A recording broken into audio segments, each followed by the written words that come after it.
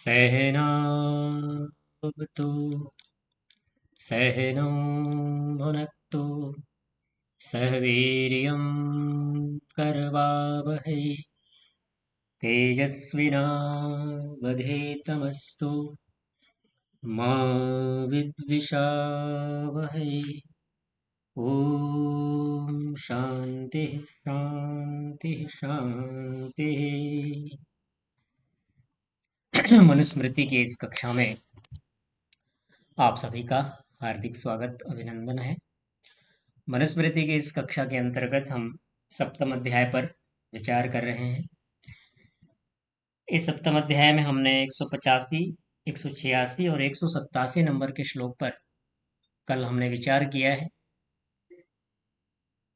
3 प्रकार के मार्गों की चर्चा की गई: भूमि, जल और आकाश। राजा विविध मार्गों का संशोधन अच्छी प्रकार से करे, यानी 3 प्रकार के जो मार्ग हैं, एक भूमि, दूसरा जल, जल में समुद्र भी हो सकता है, नदी भी हो सकती है, ठीक है। तीसरा आकाश मार्गों को शुद्ध बना करके भूमि मार्ग में रथ, अश्व, हाथी, जल में नौका और आकाश में विमान और यान से जाए। और पैदल कैसे जाए भूमि पर?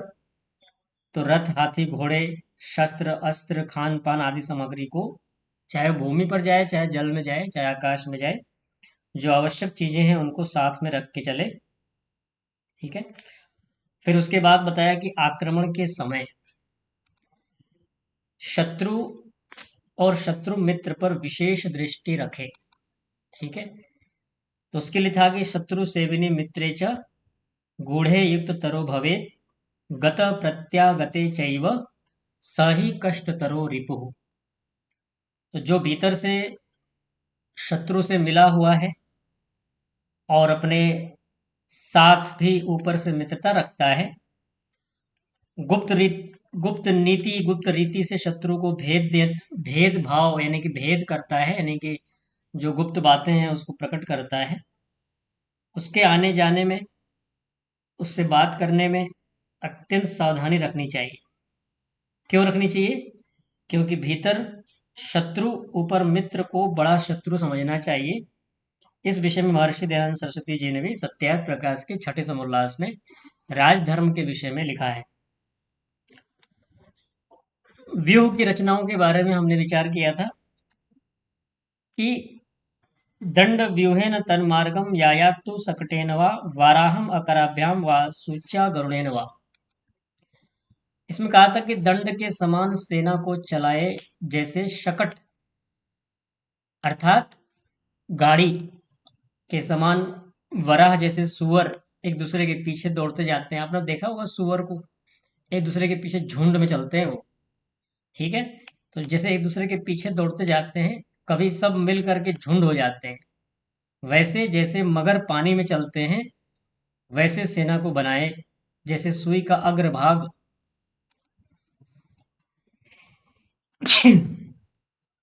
जैसे सुई का अग्रभाग सूक्ष्म, पश्चात स्थूल और उससे सूत्र स्थूल होता है, वैसी शिक्षा से सेना को बनाए।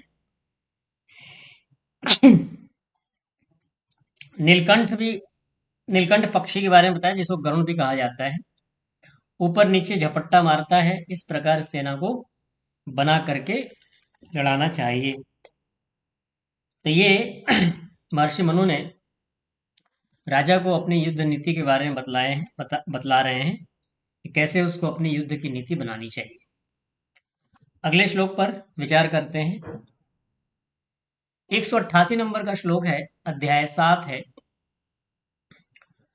भय की दिशा में, जहां से भय उत्पन्न होने की संभावना अधिक हो, उस दिशा में सेना का विस्तार करना चाहिए, ठीक है।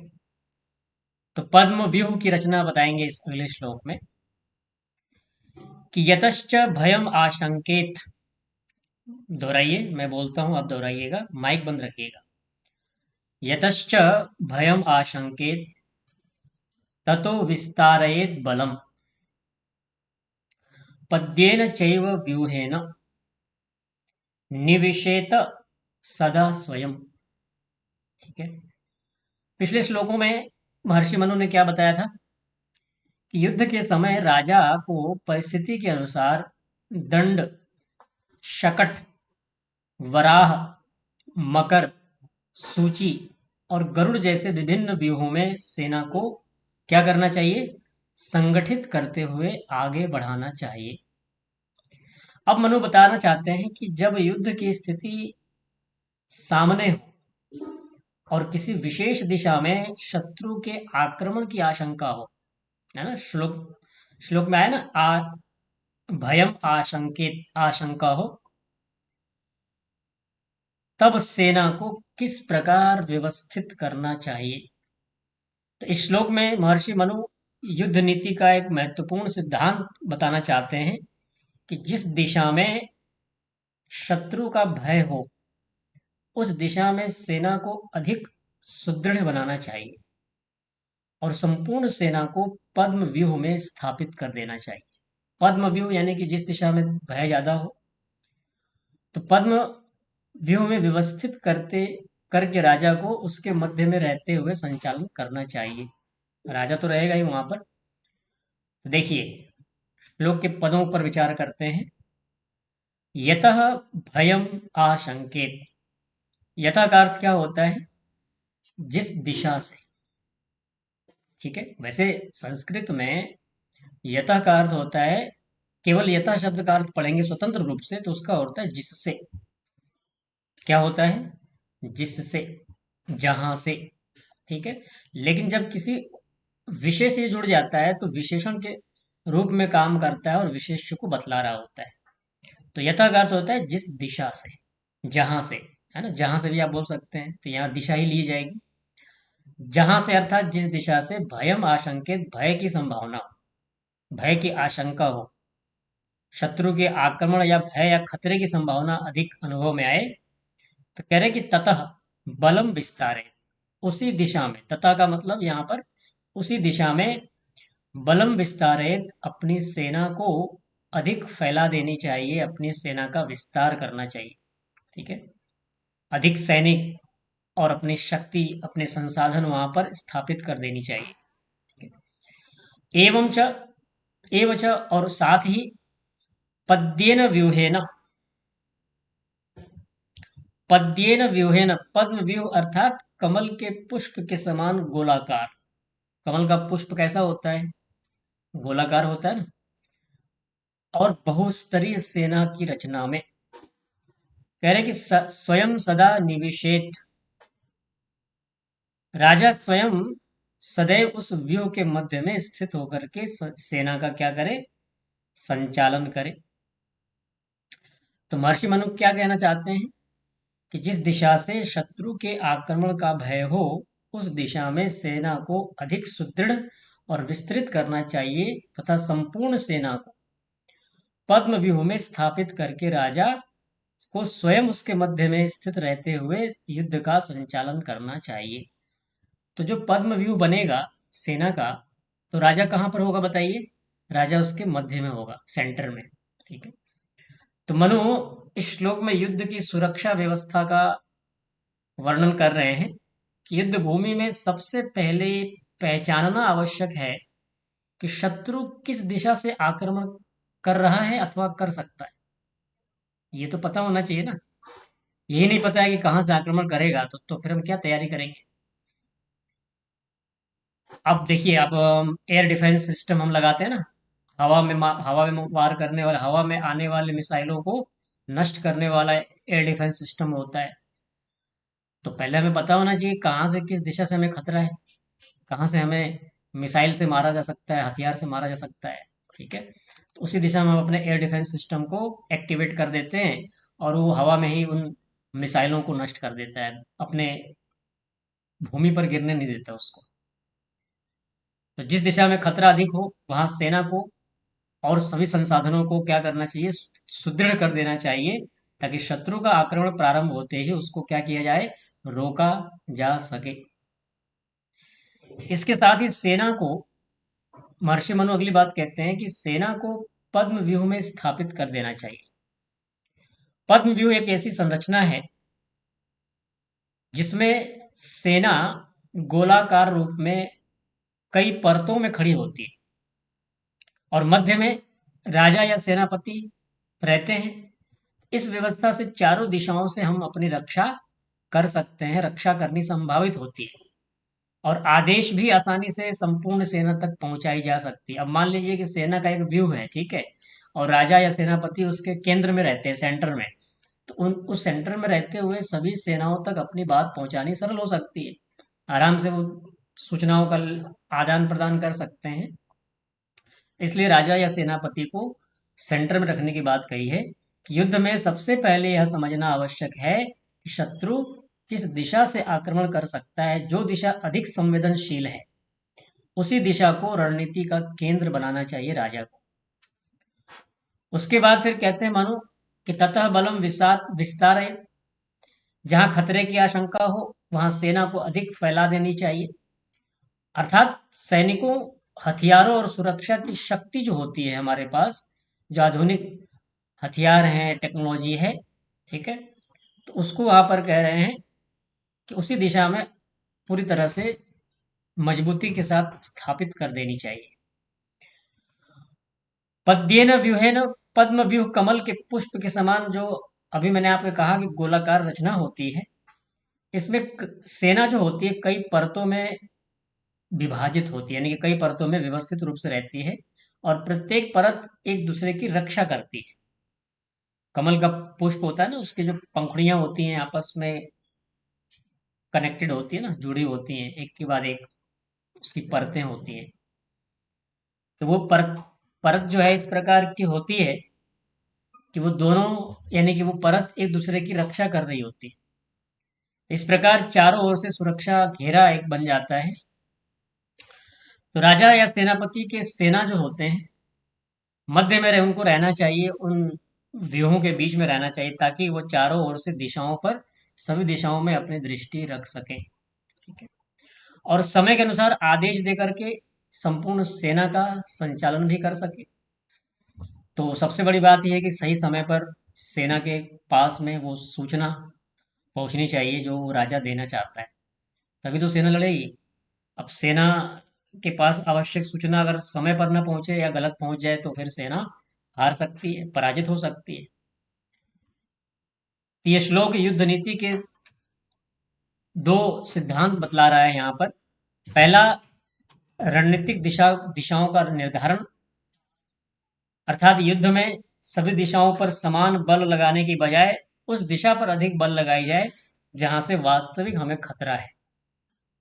दूसरा बताया, केंद्रीय नेतृत्व की व्यवस्था। पद्म व्यूह में राजा का मध्य में रहना यहाँ पर बता रहा है कि नेतृत्व को युद्ध के केंद्र में रखते हुए संपूर्ण स्थिति पर नियंत्रण रखना, ये केंद्रीय व्यवस्था हो जाती है।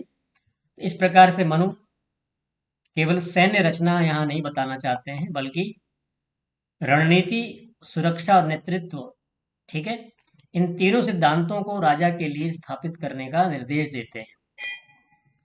तो जिस दिशा में शत्रु का भय हो वहां सेना को लगाना, ठीक है। तो जीवन में भी सफलता के लिए यही सिद्धांत लागू होते हैं कि जहां समस्या या चुनौती अधिक हो वहीं हमें अधिक ध्यान और शक्ति लगानी चाहिए, ठीक है, और नेतृत्व को सदैव परिस्थिति के केंद्र में रखते हुए समग्र व्यवस्थाओं का संचालन करना चाहिए। यानी कि कहने का मतलब ये है कि जीवन में भी हमारे सामने बहुत सारे मुख्य और गौण विषय होते हैं। मुख्य विषयों पर हमें अधिक केंद्रित रहना चाहिए। गौण विषय हैं, उनको उस समय गौण बनाते हुए जब मुख्य पर हम अपनी ताकत लगाते हैं, अपनी शक्ति लगाते हैं, तो हमें सफलता मिलने की संभावना बढ़ जाती है। मुख्य छोड़ करके गौण पर लग जाते हैं तो सफलता नहीं मिलती है, बहुत देर से मिलती है, क्योंकि हमने गौण विषयों को चुन लिया, ठीक है। तो कह रहे हैं कि इनका इस प्रकार से केंद्र में रहते हुए समग्र संचालन करना चाहिए, पूर्ण रूप से संचालन करना चाहिए। जीवन में भी हमें इस प्रकार से शिक्षा ग्रहण करनी चाहिए इस श्लोक के माध्यम से। आगे बताते हैं अगले श्लोक में कि युद्ध में नेतृत्व व्यवस्था और भय की दिशा को यहाँ पर मुख्य रूप से बताना चाहते हैं कि सेनापति बलाध्यक्षौ सर्वदिक्षु निवेशयेत् यतश्च भयम आशंकेत प्राचीन ताम कल्पयेत दिशम।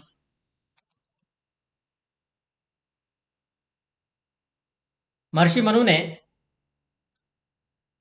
अभी हमें बतलाया कि जिस दिशा से शत्रु के आक्रमण का भय हो, उस दिशा में सेना को अधिक सुदृढ़ करना चाहिए और संपूर्ण सेना को पद्म व्यूह में व्यवस्थित करके राजा को उसके मध्य में रह करके संचालन करना चाहिए। अब वो कहना चाहते हैं कि युद्ध की स्थिति में सेना का संचालन केवल राजा के द्वारा नहीं होता, बल्कि सुव्यवस्थित नेतृत्व व्यवस्था के माध्यम से किया जाना चाहिए।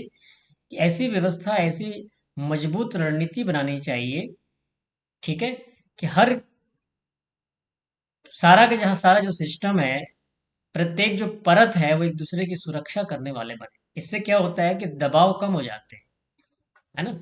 जैसे कहते हैं ना कि एक ऑटोमेटिक सिस्टम तैयार कर देना कि भाई यहाँ ऐसी सिचुएशन में ये काम करना है, ऐसी सिचुएशन में ये कार्य करना है, हर परिस्थिति में अलग अलग क्या रणनीति होगी, उसके अनुसार से कार्य करना है, यानी कि ऑटोमेटिक मोड में ला देना स्वचालित रूप से। तो इस श्लोक में महर्षि मनु बताना चाहते हैं कि राजा को सेनापति और बलाध्यक्षों को चारों दिशाओं में नियुक्त करना चाहिए। चारों दिशाओं में, पूर्व पश्चिम उत्तर दक्षिण, और जिस दिशा से अधिक भय या आक्रमण की आशंका हो, उसी दिशा को मुख्य मानकर युद्ध की व्यवस्था बनानी चाहिए। देखिए, नियुक्ति तो चारों दिशाओं में होगी, पर यहाँ पर महर्षि मनु ये कहना चाहते हैं कि जहाँ से संभावनाएं अधिक हों आक्रमण की, वहां तो आपको विशेष रूप से सतर्क सावधान रहते हुए अपना ताकत लगानी है, अपनी शक्ति लगानी है, ठीक है? तो उसके लिए कहा कि सेनापति बलाध्यक्षों, मुख्य सेनापति और विभिन्न सैनिक दलों के जो प्रमुख अधिकारी होते हैं, उसके लिए पंक्ति आई है सेनापति बलाध्यक्षों। विभिन्न सैनिक दलों के जो प्रमुख अधिकारी होते हैं, जिन्हें बलाध्यक्ष कहा जाता है, उनके विषय में कहा है कि सर्वदिक्षु निवेशयत। सर्वदिक्षु संस्कृत में दिशा का जो रूप चलता है, दिक दिशो दिशा, ऐसा रूप चलता है ना। सप्तमी विभक्ति के बहुवचन में दिक्षु शब्द होता है। तो सर्व दिक्षु का अर्थ क्या हुआ? सभी दिशाओं में। सभी दिशाओं में निवेश, उन्हें नियुक्त कर दे, उचित स्थानों पर उनको तैनात कर दे। ततः भयम आशंकित, और जिस दिशा से शत्रु की आक्रमण का अथवा उसके युद्ध का भय हो, ताम दिशम, उसी दिशा को प्राचीन कल्पयेत, मुख्य दिशा माने, प्रधान दिशा मान करके उसी दिशा को युद्ध रणनीति का केंद्र बना ले। प्राची का अर्थ वैसे तो पूर्व होता है, संध्या के मंत्रों में हम बोलते हैं ना, प्राची यदि अग्निरधिपति रसितो रक्षिता इत्या। तो प्राची का अर्थ होता है पूर्व, प्राची का अर्थ मुख्य भी होता है। पूर्व दिशा को हम मुख्य मानते हैं क्योंकि पूर्व दिशा में ही तो सूरज का उदय होता है। तो मुख्य दिशा, ठीक है, पूर्व दिशा के समान। प्राची का अर्थ क्या हुआ यहाँ पर? यहाँ पर इस प्रसंग में कि मुख्य दिशा अर्थात पूर्व दिशा के समान मान करके युद्ध की रणनीति तैयार करे। तो राजा को चाहिए कि सेनापति और विभिन्न सैन्य दलों के प्रमुख जो होते हैं, बलाध्यक्ष होते हैं, चारों दिशाओं में नियुक्त करे, और जिस दिशा से शत्रु के आक्रमण का भय अधिक हो, उसी दिशा को मुख्य मान करके अपनी सेना की शक्ति को उस ओर केंद्रित करे। महर्षि मनु ने इस श्लोक में युद्ध के संगठन और नेतृत्व की नीति यहाँ बताना चाहते हैं कि युद्ध के समय सेना का संचालन केवल एक व्यक्ति के द्वारा नहीं होता है। इसलिए विभिन्न दिशाओं में अलग अलग अधिकारियों की नियुक्ति करनी आवश्यक होती है। क्यों? क्योंकि सेनापति और बलाध्यक्षों की व्यवस्था कर देने से सेना का संचालन क्या हो जाता है? व्यवस्थित बन जाता है और प्रभावशाली हो जाता है। ठीक है ना, स्मूथ हो जाना एकदम, बिल्कुल कोई बिना किसी जटिलता के, बिना किसी कठिनाई के। जैसे कि घर में कोई बड़ा प्रोग्राम है आपके, ठीक है, और घर में मान लीजिए जितने भी सदस्य हैं, 5 या 10, उन सभी सदस्यों में कार्य को विभाजित कर दिया जाए कि आपको ये करना है, आपको ये करना है, आपको ये करना है, आपको अतिथि जो आएंगे उनका सत्कार करना है, ठीक है, उनका आदर सम्मान से उनको बिठाना, उनको नाश्ता कराना, भोजन कराना, और भी जो बाहरी कार्य हैं उनको देखना, कुछ लाना है, ले जाना है। सभी के अपने अपने कार्य नियुक्त सभी अपने अपने कार्यों में नियुक्त हैं, तो किसी एक पर प्रेशर नहीं आएगा, है ना। और सब चुपचाप बैठे हों, कुछ न कर रहे हो। मान लीजिए आपके घर में शादी का ही प्रसंग है, कोई भी प्रसंग है, कोई खास प्रसंग है, उसमें 100-200 लोग आने वाले हैं बाहर से। तो यदि सबके कार्य विभाजित नहीं है, सबके कार्य नियुक्त नहीं किए गए हैं कार्यों में सबको, तो फिर वहाँ किसी एक पर प्रेशर आएगा और हो सकता है कि अव्यवस्था भी हो जाए। ठीक है। हम जाते हैं ना, संगठनों में देखते हैं, संस्थाओं में, किसी कार्यक्रमों में देखते हैं, भोजन की व्यवस्था वहाँ अच्छी नहीं है, मान लीजिए भीड़ भाड़ है, एक ही लाइन में 200 लोग लगे हुए हैं, तो ये अव्यवस्था है। भोजन की बात है तो अनेक स्टॉल बनाने चाहिए ताकि अधिक लंबी कतार न लगे, लोगों को भोजन के लिए अधिक लंबी लाइन न लगानी पड़े, उतना उतनी प्रतीक्षा न करनी पड़े। उसके लिए अनेक स्टॉल लगा देना ताकि थोड़ी थोड़ी संख्या में हर किसी को समय पर भोजन उपलब्ध हो, ये व्यवस्था है। तो युद्ध में भी इस तरह की व्यवस्था बनाई जाती है कि जब विभिन्न दिशाओं में अलग अलग अधिकारियों की नियुक्ति हो जाती है, ठीक है, तो सेनापति और बलाध्यक्षों की व्यवस्था से सेना का संचालन प्रभावी हो जाता है, व्यवस्थित हो जाता है। इसके साथ ही मनु ये भी बताना चाहते हैं, युद्ध में सबसे महत्वपूर्ण दिशा वो होती है जहाँ शत्रु का खतरा अधिक होता है। वो दिशा महत्वपूर्ण है, वो पूर्व हो सकता है, वो पश्चिम हो सकता है, ठीक है, वो उत्तर, वो दक्षिण हो सकता है। तो मनु यहाँ बताना चाहते हैं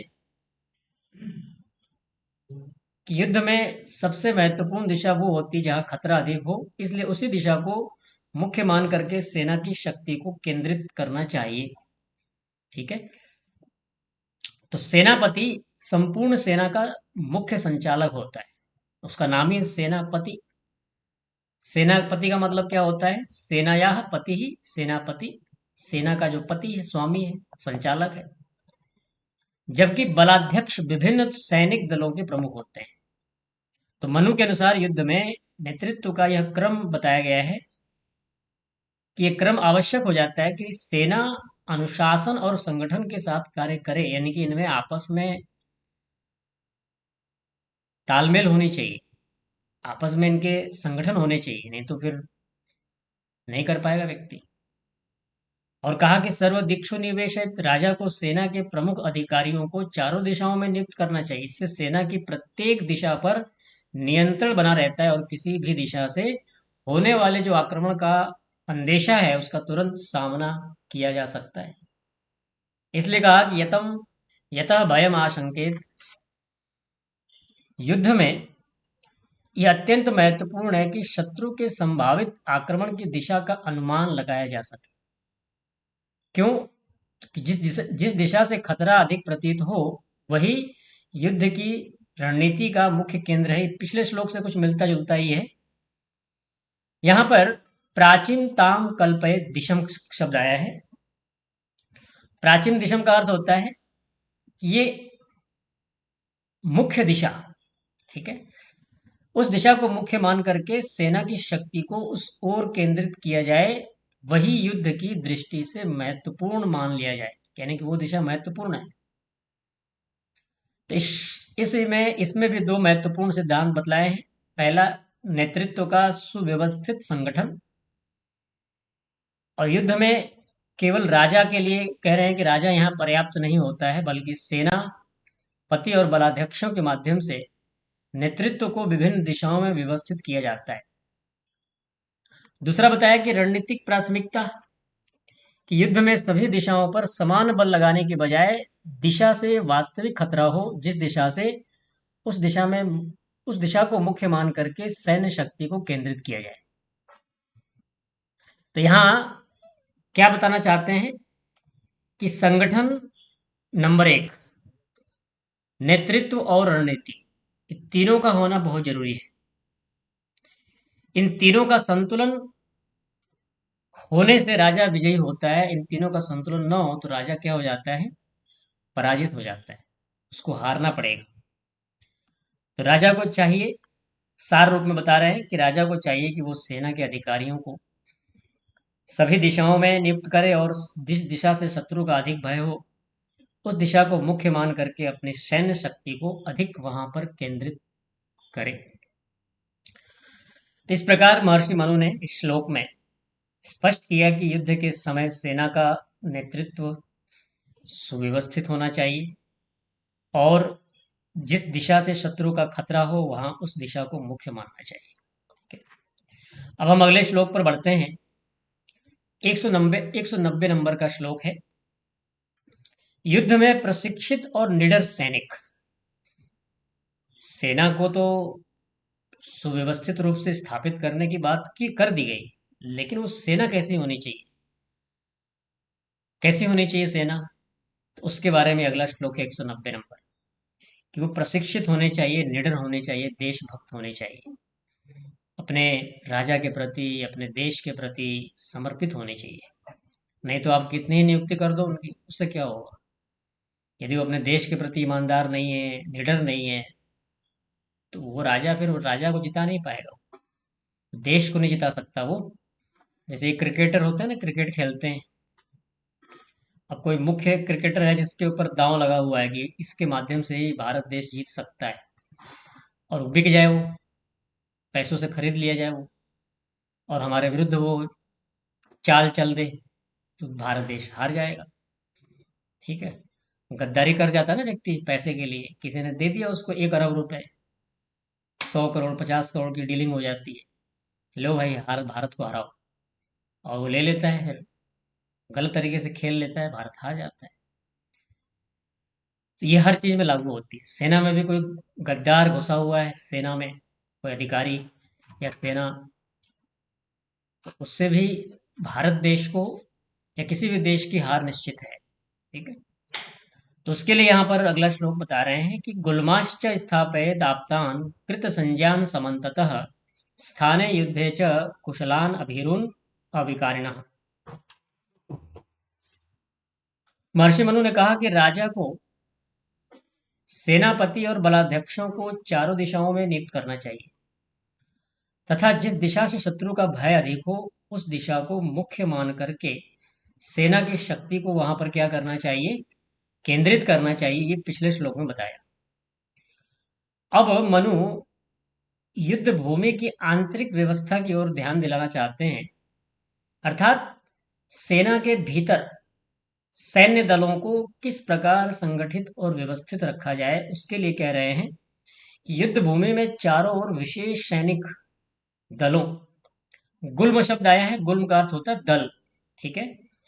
युद्ध भूमि में चारों ओर विशेष सैनिक दलों को स्थापित करना चाहिए जो सुशिक्षित हो, युद्ध कला में कुशल हो, निडर हो और स्थिर चित्त वाले होने चाहिए। देखिए सेना के अंदर भी कहा गया है कि वो सेना कैसी होनी चाहिए, स्थिर चित्त वाली होनी चाहिए, उनका चित्त शांत होना चाहिए। मान लीजिए वो आ तो गया है सेना के अंदर, लेकिन परिवार की याद सताती है उसको, अपने और परायों को सोच सोच करके दुखी होता रहता है, या उनकी चिंता उसको सता रही है, तो युद्ध नहीं लड़ सकता वो। इसलिए पारिवारिक चिंताओं से उसको मुक्त किया जाता है कि तुम जब युद्ध काल में रहो तो तुम्हारा ध्यान, तुम्हारी आंख, तुम्हारी कान, तुम्हारे नाक जो तुम्हारे सामने है बस उसी पर केंद्रित होना चाहिए। ठीक है। इसलिए महर्षि मनु कह रहे हैं कि उसकी चित्त भी स्थिर होना चाहिए। ऐसे संगठित सैन्य दल युद्ध के समय सेना की स्थिरता, अनुशासन और शक्ति को बनाए रखते हैं। तो उसके लिए कहा गुल्माश्च यस्थापयेद आप्तान कृत संज्ञान समन्ततः स्थाने युद्धे च कुशलान। ठीक है। अभिरुन अविकारिण। श्लोक को देखिए, गुलमान गुलमांश्च स्थापयन, तोड़ेंगे तो क्या हो जाएगा, गुलमान। ठीक है। गुलमान स्थापयेत, सैनिकों के संगठित दलों को, गुल्म अर्थात दल, सैनिकों के संगठित दलों को स्थापित करें। कहां पर स्थापित करें, तो कह रहे हैं कि समन्ततः स्थाने, युद्ध भूमि के चारों ओर उचित उचित स्थानों पर। आप्तान, कैसे सेना कैसी होनी चाहिए? तो कह रहे हैं कि विश्वसनीय होनी चाहिए, सुशिक्षित होनी चाहिए और युद्ध विद्या में प्रशिक्षित सैनिक होने चाहिए। आप्त शब्द आप लोगों ने सुना है, दर्शनों में आता है आप्तः उपदेशः शब्द। ठीक है, आप्तः उपदेशः शब्द। ये जो शब्द प्रमाण होता है वो किसका प्रमाणिक माना जाता है? आप्त व्यक्तियों का। आप्त का है ना, आप्त यानी आप्त का अर्थ होता है जो विश्वसनीय है, जो प्रमाणिक है, जो झूठ नहीं बोलेगा, जो बढ़ा चढ़ा के नहीं बोलेगा, जो सही बोलेगा, प्रमाणिक बोलेगा। ठीक है, कोई उसमें मिक्सअप नहीं करता है, उसको आप्त कहा जाता है। यानी जो जैसा है उसको वैसा ही बोलने वाला, वैसा जैसा जानता है वैसा ही बोलने वाला व्यक्ति क्या होता है? आप्त होता है। तो यहाँ भी आप्त शब्द का प्रयोग हुआ है, आप्तान अर्थात विश्वसनीय। यहाँ आप्त का मतलब ऋषि रूप में नहीं है, आप्त का अर्थ सिर्फ यहाँ इतना लिया हुआ है, विश्वसनीय, जिस पर ट्रस्ट किया जा सके। सुशिक्षित और युद्ध विद्या में प्रशिक्षित सैनिक जो होते हैं उनके लिए आप्त शब्द का प्रयोग हुआ है। और कहा है यहाँ पर एक और विशेषता बतलाई है, कृत संज्ञान, जिनके पृथक पृथक संकेत हैं, नाम है, उनकी पहचान निश्चित की गई है, उसके लिए शब्द आया है कृत संज्ञान। जिनके पृथक पृथक संकेत या नाम रखे गए हैं, होते हैं ना, कोड वर्ड होते हैं। आपने देखा होगा आर्मी में कोड वर्ड से बात की जाती है, वहां नाम नहीं लिया जाता किसी का, सबके अपने अपने कोड होता है। कोड कुछ भी हो सकता है, कोई भी नाम ये हो सकता है, जिससे कि शत्रु को अगर बातचीत हमारी वो सुन भी ले तो उसको पता ना लगे। ठीक है, इसलिए कहा कृत संज्ञान, जिनके पास पृथक पृथक नाम, संकेत या पहचान निश्चित की जाती है। युद्धे कुशलान, अगली विशेषता बतलाते हैं सेना के अंदर कि युद्ध कला में निपुण होने चाहिए, अनुभवी होने चाहिए, कोई फ्रेशर, कोई बिगनर नहीं होना चाहिए। विगनर उतार दिया तो फिर वो तो गया काम से, फिर वो खुद तो मरेगा ही, दूसरों को भी मार देगा। इसलिए युद्ध कला में निपुण और अनुभवी लोग होने चाहिए। और अभीरुन, भीरु कहते हैं डरपोक, और अ लगा दिया तो जो डरपोक नहीं है, जो निडर है, जो साहसी है, जो निर्भीक है, भय से जो रहित है, ऐसे। और अविकारिण, कह रहे हैं कि विकारी स्वभाव का नहीं होना चाहिए वो, उसके मन में कोई विकार नहीं होना चाहिए, उसके मन में कोई क्लेश, कोई द्वेष की भावना नहीं होनी चाहिए उसके अंदर, उसका मन शुद्ध होना चाहिए। इसलिए कहा है कि अविकारिणा, स्थिर चित्त वाला, जिसके मन में किसी प्रकार का भ्रम या विकार न हो, ऐसी सेना के लोग होने चाहिए। तो कहा कि राजा को चाहिए कि वो युद्ध भूमि में चारों ओर उचित स्थानों पर ऐसे सैन्य दलों को स्थापित करे। बोलिए कैसे लोगों को करे स्थापित, बोलिए। पहली बात बताइए, जो विश्वसनीय हो, सुशिक्षित हो, युद्ध कला में निपुण हो, निर्भीक हो, स्थिर चित्त वाले हों, और जिनकी पहचान और संकेत स्पष्ट रूप से निर्धारित हो आपस में। ठीक है, तो महर्षि मनु इस श्लोक में सेना के संगठन का सिद्धांत स्थापित करते हैं कि युद्ध में केवल बड़ी सेना होना मात्र पर्याप्त नहीं है, बल्कि सेना का सुव्यवस्थित संगठन और प्रशिक्षित अनुभवी दलों की व्यवस्था भी अत्यंत आवश्यक होती है। इसी कारण से राजा को चाहिए कि वो युद्ध भूमि के विभिन्न स्थानों पर विशेष सैनिक दलों को नियुक्त करे, जो संकट की स्थिति में सेना को स्थिर रख सके और युद्ध के संचालन को भी बनाए रखे वो व्यवस्थित रूप से। इसलिए कहा है गुल्मान स्थापित। गुल्म सैनिकों का एक संगठित दल होता है, जैसे कि बहुत सारे उसमें सैनिक होते हैं। यह सेना की एक सुव्यवस्थित इकाई है। इकाई को इंग्लिश में क्या बोलते हैं आप लोगों को पता है? बोलिए। यूनिट। ठीक है, हाँ सही जवाब। तो इकाई को यूनिट कहा जाता है। ठीक है, आपने सुना होगा एक यूनिट, दो यूनिट। ठीक है, हाथ नीचे कर लीजिए। तो कह रहे हैं कि सैनिकों का जो संगठित दल होता है, तो वो सेना की एक सुव्यवस्थित यूनिट है, एक इकाई है। ठीक है, जो युद्ध के समय विशेष स्थानों पर तैनात रहती है और सेना की स्थिरता बनाए रखने में सहायक होती है। वो पूरी एक यूनिट है ना। हमने आपने देखा होगा ना, सुनते हैं हम कि एक सेना कंपनी को तैनात किया गया है ना। बीएसएफ की कंपनियां, आर्मी कंपनी तैयार, तो कंपनी क्या है? एक यूनिट है, एक इकाई है। उसमें कई सारी सेना के जवान होते हैं। तो इन सैनिक दलों को युद्ध भूमि के चारों ओर उचित स्थानों पर स्थापित किया जाता है, जिससे सभी दिशाओं में रक्षा हो सके। और इन सैनिकों का चयन कैसे किया जाता है? तो उसके लिए महर्षि मनु ने कहा कि आप्तान कृत संज्ञान विश्वसनीय और सुशिक्षित लोगों में से होना चाहिए। इनके संकेत, नाम या पहचान पहले से निर्धारित रहती है, ताकि युद्ध के समय आदेश और संकेतों को स्पष्ट रूप से समझा जा सके इनमें। ठीक है, तो कहा कि युद्धे कुशलान अभिरुण अविकारिणः, इन सैनिकों का युद्ध कला में निपुण, निर्भीक और मानसिक रूप से स्थिर होना बहुत आवश्यक है। ऐसे सैनिक संकट के समय में धैर्य नहीं खोते और सेना की व्यवस्था को बनाए रखते हैं। तो ये मजबूत होने चाहिए भावनात्मक दृष्टि से भी और शारीरिक दृष्टि से भी। ठीक है, तो सेना को छोटे छोटे संगठित दलों में व्यवस्थित करना, ऐसे दल युद्ध के समय में नियंत्रण, संकेत और संचालन को यहाँ पर आसान बनाते हैं। तो अनुशीलन जो यहाँ पर आया है, उसमें ये बता रहे हैं कि 45 पदाति सैनिक, 45, यानी कि जो पैदल सैनिक होते हैं, और 27 अश्वारोही, अश्वारोही का मतलब जो घुड़सवार होते हैं, और 9 रथारोही जो रथ पर आरूढ़ होते हैं, और 9 गजारोही जो हाथी पर सवार होते हैं। तो इस प्रकार गुल्म सेना की एक संतुलित यूनिट तैयार होती है, जिसमें 45 तो पैदल सैनिक हैं, 27 घुड़सवार हैं, 9 रथ सवार हैं और 9 हाथी सवार हैं। ठीक है, इतने को लेकर के एक यूनिट तैयार होता है। उसके लिए कह रहे हैं कि राजा को युद्ध भूमि में चारों ओर से प्रशिक्षित, विश्वसनीय और निर्भीक सैन्य दलों को स्थापित करना चाहिए इस प्रकार से। तो जीवन और संगठन में भी यही नियम लागू होता है कि किसी भी बड़े कार्य की सफलता के लिए योग्य, विश्वसनीय और प्रशिक्षित लोगों की संगठित टीम होना आवश्यक है ना। जीवन में भी हम देखते हैं ना, कोई कार्य करना चाहते हैं हम, तो हमें अच्छे, अनुभवी, जानकार, प्रशिक्षित लोगों की जरूरत होती है। मान लीजिए आपकी कोई फैक्ट्री है, तो फैक्ट्री में कैसे लोग चाहिए आपको?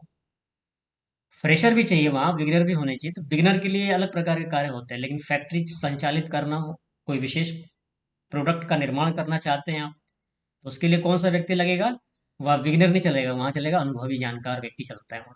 ठीक है, तो इसी प्रकार से यहाँ पर कह रहे हैं कि जब हमारी टीम अनुशासित होती है, संगठित होती है, तभी कठिन परिस्थितियों में भी हमें सफलता मिल जाती है।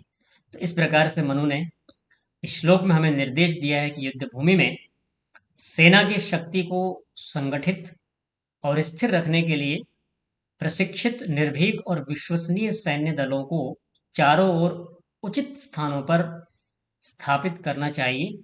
ऐसी व्यवस्था, ऐसी सुव्यवस्थित सैन्य व्यवस्था जो होती है, युद्ध में स्थिरता, नियंत्रण और विजय का आधार बनती है। तो ये मुख्य रूप से श्लोक का मुख्य विषय रहा है। तो इस प्रकार से हमें इन श्लोकों के माध्यम से पता लगता है कि राजा का जो विजय होता है, राजा की जो जीत होती है, वो किन किन चीज़ों पर आश्रित होती है। राजा अकेले ही बलवान है, ताकतवर है, वीर है, पराक्रमी है, उससे उसको विजय कभी नहीं मिलती है। उसके साथ जुड़े हुए जितने भी चीज़ें हैं, जितने भी तंत्र हैं, वो सब के सब पूर्ण रूप से व्यवस्थित, सुव्यवस्थित होने चाहिए। सेना भी उसमें है, मंत्री भी उसी उसी में होते हैं, संसाधन भी उसी में, हथियार हथियार सब, सब कुछ उसके साथ जुड़ा हुआ होता है। ठीक है, तो राजा के साथ साथ इन चीज़ों का भी हमें ज्ञान होना चाहिए। और इन सबको पढ़ने के बाद हम अपने जीवन में भी जब हम देखते हैं, तो हमें लगता है कि हमारा जीवन भी अगर सफल, हमें अपने जीवन को बनाना है, तो हमें भी इस जीवन से जुड़े जो साधन हैं, जो लोग हैं, वो अच्छे होने चाहिए, अच्छी गुणवत्ता वाले होने चाहिए। चाहे हमारे विचार हों, चाहे हमारे क्रियाकलाप हों, चाहे हमारे साथ रहने वाले लोग हों, हर कोई अच्छा हो, हमारे शिक्षा देने वाले गुरुजन हो, हमारे माता पिता हो, हमारे अड़ोसी पड़ोसी हो, कार्य करने की जो हमारी शैली है, किस दिशा में हम कार्य करते हैं, ये सब कुछ सही दिशा में सही तरह से व्यवस्थित है और सब कुछ अच्छा है, तो हमारी सफलता उसी पर टिकी होती है। और यदि इनमें समस्या है तो फिर सफलता भी हमारी अनिश्चित हो जाती है। सफलता प्राप्त करने में संदेह बना रहता है कि नहीं हो। ठीक है, तो चलिए इस तरह से हमें विचार करना चाहिए। कक्षा में आप सबसे निवेदन करता हूँ, आप मेरी आवाज़ सुन रहे हैं सभी लोग, निरंतरता बनाए रखिए। और हाँ, निरंतरता बनाए रखिए। और हम चाहते हैं कि इस कक्षा में और भी लोग इस कक्षा में जुड़ें, नए लोगों की भर्ती भी हो ताकि नए लोगों को भी इस ज्ञान से लाभान्वित किया जाए। तो सबसे बड़ी बात इसमें ये होती है, जो लोग जुड़े हैं उनकी निरंतरता बनी रहनी चाहिए। ठीक है, और किसी दिन आप अनुपस्थित होते हैं तो सूचना कृपया निवेदन सबसे रहेगा, कर दीजिए, 2 लाइन लिख दीजिए व्हाट्सएप पर कि मैं आज कक्षा में अनुपस्थित हूँ, बस। आपकी जिम्मेदारी खत्म। ठीक है, 2 लाइन नहीं लिखेंगे तो आपकी जिम्मेदारी बनी रहेगी, है ना। 50 गायत्री मंत्र भेजने पड़ेंगे आपको, रिकॉर्ड करके, यदि आप सूचना नहीं करते हैं। ये नियम है कक्षा का। तो ईमानदारी से हमें सूचना भी देनी है, अपना सहयोग भी हमें देना है समय समय पर, अपने जो भी सामर्थ्य है। तो सूचना भी देनी है, सहयोग भी देना है और निरंतर इस कक्षा में बने रहना है। तभी तो धर्म का प्रचार होगा। इस विद्या की उन्नति कैसे होगी, बोलिए। विद्या की उन्नति सत्य के ग्रहण करने और असत्य के छोड़ने में उद्यत रहना चाहिए, ये चरितार्थ कैसे होगा। और अविद्या का नाश और विद्या की वृद्धि करनी चाहिए, ऋषिधन जी का नियम जो आर्य समाज का है, ये कैसे आगे बढ़ेगा, कैसे इसकी वृद्धि होगी। इसी प्रकार से होगी। अब देखिए, हम तो राजा है नहीं, है ना, ना आप है ना मैं हूँ, लेकिन हमसे जितना हो सकता है हम करें। ठीक है, तन से, मन से, धन से। नहीं करेंगे तो फिर कुछ नहीं होगा। तो मैं ये चाहता हूँ कि अधिक से अधिक लोग जुड़े, अधिक से अधिक लोग अपना ज्ञान बढ़ाएं, अपने ज्ञान का वर्धन करें, वैदिक शिक्षा को अपने जीवन में उतारें। पहले तो सीखना होगा, फिर उसको उतार पाएंगे हम। तो जितना अधिक से अधिक लोग लाभ लेंगे, उतना अधिक अधिक इसका प्रचार होगा, उसका प्रसार होगा, लोगों के बीच में ये विद्या जाएगी। ठीक है, अभी देखिए ऑनलाइन ये चीज़ें जो शुरू हुई हैं, पहले तो गुरुकुलों में, आश्रमों में जा कर के ये विद्या हमें पढ़ने को मिलती थी। अब आपको घर बैठे उपलब्ध हो रही है, आपको कहीं नहीं जाना है, कहीं कोई किराया नहीं देना किसी चीज़ का, है ना। किराया समझ रहे हैं आप, कि आश्रम में जाते आप पढ़ने के लिए तो आपको किराया दे करके टिकट बुक करके जाना पड़ता, फिर आप 5 दिन, 7 दिन, 10 दिन, महीने भर रहते आप वहाँ, आपके दूसरे काम बिगड़ते। सुनिए, मैं आपको चिंतन दे रहा हूँ, ध्यान सुनिए सभी लोग। आप लोग सोचिए, अगर ये ऑनलाइन सुविधा जो आपको मिल रही है, विद्या मिल रही है, नहीं होती तो क्या होता। आपकी भावना तो है कि आप गीता पढ़ना चाहते हैं, मनुस्मृति पढ़ना चाहते हैं, वेद पढ़ना चाहते हैं, और भी आगे रामायण आदि पढ़ना चाहते हैं, तो आपको आश्रम या गुरुकुल में जाना पड़ता ना। तो आश्रम गुरुकुल में जाते हैं तो किराया, यानी टिकट बुक करते सबसे पहले, और फिर वहाँ रहने के लिए कम से कम महीने दिन, 10 दिन, 20 दिन, जितनी भी सुविधा हो, फिर वहाँ हम रहते। फिर हमारे जो कार्य है वो रुकते, हमारे, हम नहीं, अपने घर से हम दूर हो जाते ना फिर। घर से दूर होकर के आश्रम में जाते तो घर के जो कार्य हैं वो रुक जाते हैं हमारे।